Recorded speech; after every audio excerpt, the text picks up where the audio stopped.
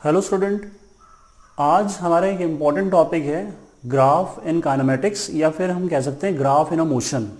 जैसे मैंने कहा था कि ये हमारा chapter motion in one dimension चल रहा है काइनेमेटिक्स में, जिसमें हम डिस्प्लेसमेंट, डिस्टेंस, वेलोसिटी, एक्सेलरेशन और टाइम की स्टडी करते हैं। बट इस टॉपिक में हम ग्राफिकली उस चीज़ को पढ़ेंगे, तो इसको ध्यान से देखिए। एक इम्पॉर्टेंट टॉपिक है जो आगे वाले टॉपिक में भी हमारे काम आएगा। बट उससे पहले यहाँ पर आप 4 पॉइंट नोट करिए कि slope in a displacement time is a velocity, और slope in a velocity time graph is acceleration. Area under velocity time graph is a distance और डिस्प्लेसमेंट, और area under acceleration time graph is a velocity. मतलब ये हुआ कि अगर आपने displacement time graph बनाया तो स्लोप का नाम वेलोसिटी होगा, और अगर वेलोसिटी टाइम ग्राफ बनाया तो स्लोप का नाम एक्सेलरेशन, और अगर वेलोसिटी टाइम ग्राफ में एरिया निकाल लिया आपने तो वो डिस्टेंस या डिस्प्लेसमेंट बनेगा, जो कि मैं आपको न्यूमेरिकल में बताऊंगा। और अगर हम एक्सेलरेशन टाइम ग्राफ में किसी का एरिया निकाल लेते हैं तो उस एरिया को आप क्या नाम दे दोगे? वेलोसिटी। तो ये 4 पॉइंट आपने नोट कर लेने हैं। अब यहाँ पर इस टॉपिक में ना 2 चीज़ें इंपॉर्टेंट है, एक स्लोप और एक एरिया। तो स्लोप और एरिया पे ध्यान देना है आपने। तो स्लोप और एरिया को मैं यहाँ पर समझाने से पहले आपको स्लोप के बारे में थोड़ा सा बता देता हूँ, जो कि आप यहाँ नोट डाउन कर लेंगे। तो कुछ ऐसा है कि स्लोप को ना कुछ नाम याद कर लो directly as a trick form, ताकि एंट्रेंस और जेई और नीट में वो काम आए। स्लोप को हम लोग एम कहते हैं, या फिर हम इसको टेंजेंट थीटा कहते हैं एंगल वाइज, या फिर हम इसको y2 minus y1 upon x2 minus x1 कहते हैं, जो कि मैं अभी समझाऊंगा इसमें, या फिर इसको differentiation of y with respect to x की फॉर्म में याद कर लो। ठीक, ये आप दिमाग में सेट कर लो, तब वो क्लियर हो जाएगा। अब आपके पास यहाँ पर स्लोप के बारे में थोड़ी सी जगह यहाँ पर है, तो मैं यहाँ बता देता हूँ कि जैसे मान लो यहाँ पर हमारे पास डिस्प्लेसमेंट टाइम ग्राफ है, और आपने यहाँ पर क्या किया, यहाँ 2 लाइनें ड्रॉ कर दी भाई ऐसे करके। ठीक, तो ये ध्यान देना है कि इसमें स्लोप दोनों लाइन, एक लाइन ये हो गई फर्स्ट और ये दूसरी लाइन हो गई सेकंड। अब किसका स्लोप हमारे पास ज़्यादा है? तो जितना हॉरिजॉन्टल पॉजिटिव एक्स एक्सिस के साथ जितना एंगल बढ़ेगा ना भाई, उतना स्लोप बढ़ेगा। तो यहाँ हम कह सकते हैं कि स्लोप 2 का, स्लोप हमारे पास यहाँ लिख देता हूँ, स्लोप 2 का ग्रेटर है किससे? स्लोप 1 से। ये ऐसे ध्यान रखना। और जितना एंगल नीचे आएगा ना उतना स्लोप 0 कम होगा, और अगर लाइन हॉरिजॉन्टल हो जाती है तब वो उसका स्लोप होगा 0। तो ये 3 पॉइंट को आराम से पढ़कर सेट कर लो दिमाग में, फिर आप इसको आगे बढ़ेंगे। ये लिख लो पॉज करके। अब मैं इसको हटा रहा हूँ और अब टॉपिक में आगे चलते हैं। तो यहाँ पर मैंने ये जो बनाया है इसका मीनिंग क्या है? ये जो सामने बनाया है ये डिस्प्लेसमेंट टाइम ग्राफ में ना मैं प्रूव कर दूंगा ये वाला पॉइंट कि slope in a displacement time graph is what? Velocity. तो इसको देखिए, इसमें एक छोटे से ग्राफ समझते हैं। जैसे ए पॉइंट पर टाइम टी है, t1 है, और डिस्प्लेसमेंट कितना है? y1। और जब यहाँ से यहाँ तक ग्राफ चला गया तो बी पॉइंट पर टाइम t2 है और स्लोप कितना, डिस्प्लेसमेंट कितना हो गया? y2। ठीक है, अब इसमें एक लाइन ड्रॉ कर दो हॉरिजॉन्टल के साथ और एंगल डाल दो ताकि हमें स्लोप की नॉलेज आ जाए। ठीक है, अब आपको पता है कि अगर मैं इसमें आपसे एक लाइन पूछूं कि भैया व्हाट इज अ वेलोसिटी, तो आप बोलोगे displacement upon time in A B में। तो ए से बी तक में हमारे पास कितना डिस्प्लेसमेंट हुआ? y2 माइनस y1 करेंगे, तो displacement upon time t2 minus t1। Check कर लो इसको, ये हो गया हमारे पास y2 माइनस y1, और ये t2 माइनस t1, ये वेलोसिटी आ गया।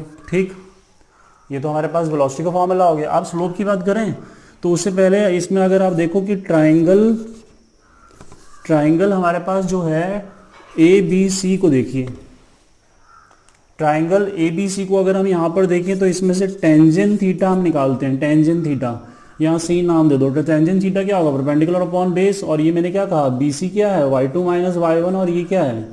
t2 माइनस t1 है, ये वाला पार्ट।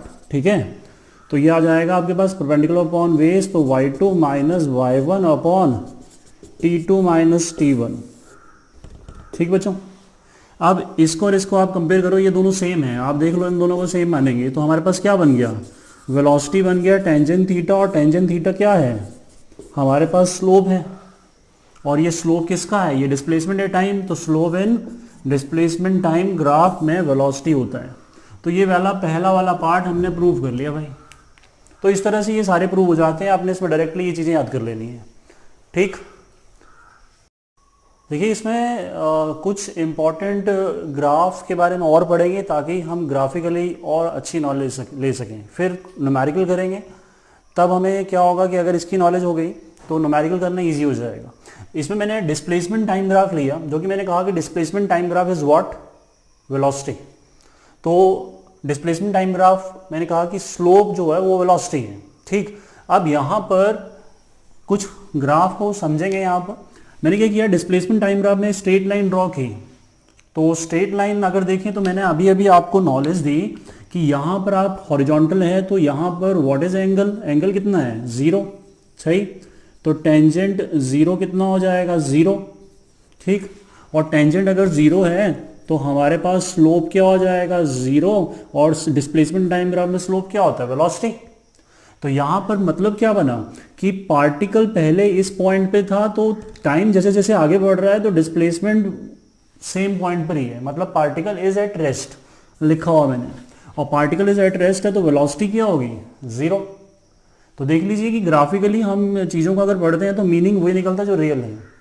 दूसरा देखिए, यूनिफॉर्म मोशन में दो केसेस हैं, तो इनको दिमाग में सेट भी कर लीजिए कि अगर ऐसे स्ट्रेट लाइन आपने ड्रॉ की ऊपर की तरफ तो ये स्लोप पॉजिटिव, और अगर नीचे की तरफ ड्रॉ की तो स्लोप नेगेटिव। इसको अगर समझना है तो बेटर क्या है, यहाँ पर एंगल बना दो। अब आप देख रहे हैं कि this angle is less than what 90, मतलब यहाँ पर एंगल 90 है। मतलब इसमें देखें तो यहाँ पर हॉरिजॉन्टल के साथ बनता है ये एंगल, तो ये एंगल क्या है, थीटा इज ग्रेटर देन 90। तो ये ध्यान रख लो कि थीटा अगर एक्यूट है तो स्लोप हमारे पास क्या होता है, स्लोप क्या होगा पॉजिटिव, और स्लोप पॉजिटिव होगा तो वेलोसिटी भी क्या होगी पॉजिटिव।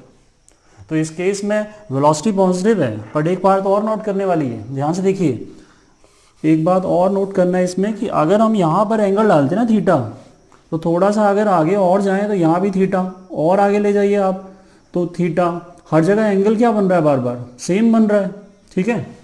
तो इसमें जब ये एंगल बार बार सेम बन रहा है तो इसका मतलब एंगल सेम तो स्लोप सेम, और इसका मतलब वेलोसिटी सेम, तो हेंस वेलोसिटी यहाँ पॉजिटिव है, वेलोसिटी पर क्या है कांस्टेंट है यहाँ पर, ठीक है। कांस्टेंट का मतलब particle is moving with the uniform motion, uniform velocity. दूसरा यहाँ पर आ जाइए, यहाँ पर आप देख रहे हैं कि ये एंगल 90 से बड़ा है, और जब एंगल 90 से बड़ा होता है ना भाई, तो टेंजेंट क्या होता है नेगेटिव होता है, तो स्लोप भी क्या होगा नेगेटिव होगा, ठीक।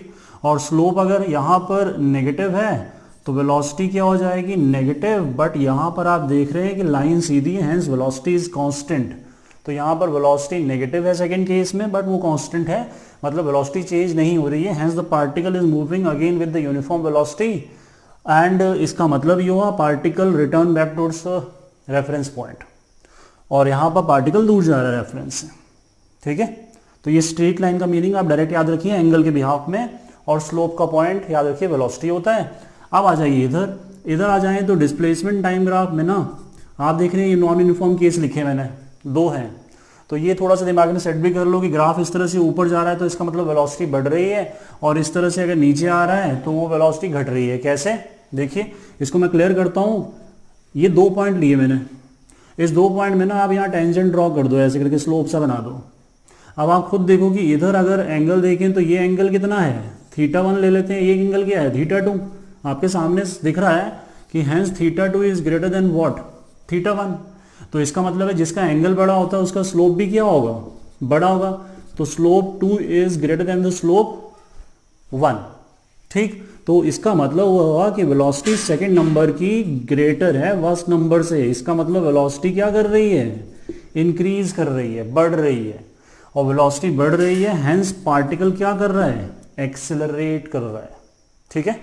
तो ये समझ आ गया कि जो ग्राफ, जो स्लोप, जो मतलब ग्राफ y एक्सिस की तरफ बेंड होगा वहां पर वेलोसिटी बढ़ेगी, और जो टाइम या x एक्सिस की तरफ बेंड होगा उसमें वेलोसिटी कम होगी। आप बना के देख लो, यहाँ पर हमने 2 पॉइंट बनाया, ये और ये, तो आप देख रहे हैं इस केस में क्या हो रहा है, स्लोप क्या हो रहा है, स्लोप यहाँ पर डिक्रीज हो रहा है, और स्लोप डिक्रीज हो रहा है तो वेलोसिटी क्या होगा डिक्रीज, और डिक्रीज हो रही है वेलोसिटी, तो यहाँ पर क्या हो रहा है, इसका मतलब रिटार्डेशन हो रहा है, ठीक है। तो this is case of retardation, this is case of acceleration, दोनों नॉन यूनिफॉर्म के केस हैं, ये यूनिफॉर्म के केस हैं, और यहाँ पर पार्टिकल एट रेस्ट है।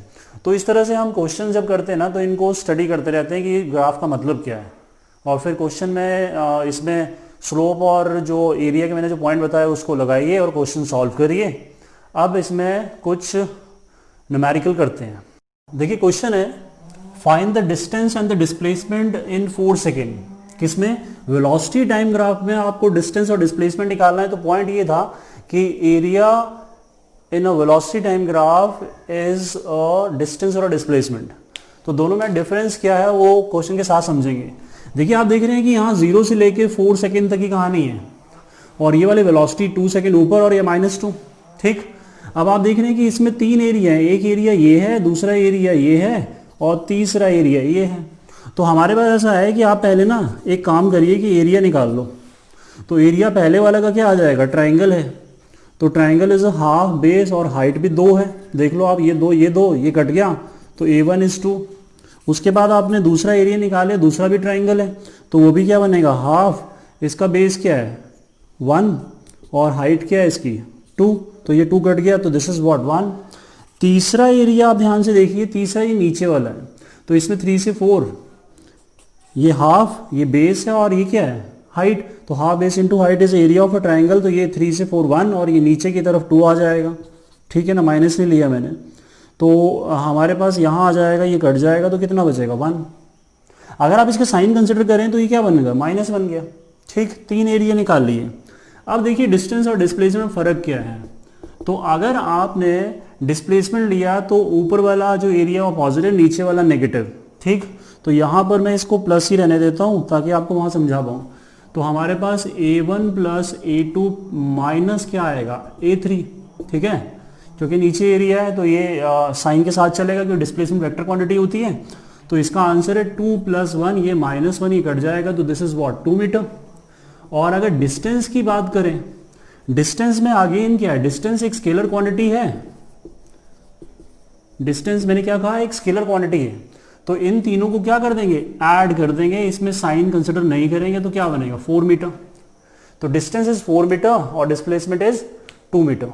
ठीक, अब दूसरा क्वेश्चन देखिए, find the ratio of the velocity in Y T graph, मतलब डिस्प्लेसमेंट टाइम ग्राफ में वेलोसिटी का रेशियो निकालना है। आप देख रहे हैं कि 0 से A तक, O से A तक एंगल 60 डिग्री है, और यहाँ पर एंगल क्या है? 30 डिग्री। और अभी मैंने कहा कि एंगल यहाँ पर स्लोप को रिप्रेजेंट कर देता है। तो हम लोग क्या करेंगे, यहाँ पर वेलोसिटी का रेशियो निकालते हैं। तो यहाँ मान लेते हैं कि वेलोसिटी V1 है, यहाँ वेलोसिटी V2 है।